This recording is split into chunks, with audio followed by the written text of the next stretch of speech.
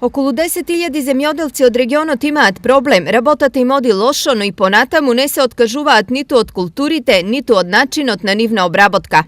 Моменталната состојба е, да не речам катастрофална, меѓутоа, верувате, на тоа поле имаме најслаби резултати. Оно што го научило дедовците и татковците, да се откажат од тоа, бидејќи во тоа такво земјоделие има многу инвестирање, а резултатите се скоро никакви.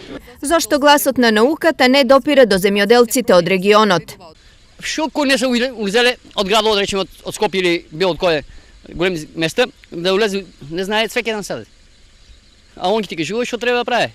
Резултатот од ова е континуиран пат на производството и сиромашни земјоделци, каде земјоделците најмногу грешат.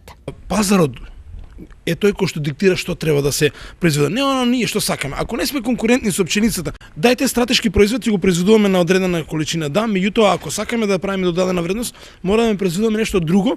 Но и покрај ова житариците во источниот регион се најзастапени и нив ги има на 20.000 хектари, но тие не се единствената култура која овде успева. Делот на полјоделството, житариците мора да останат.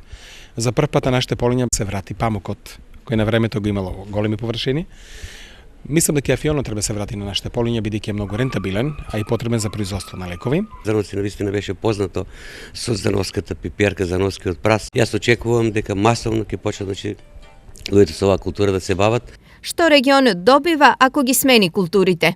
Придобивките ќе бидат толку големи заради самата чиста исхрана и заради носењето на сите работи кои што фактички служат за народот.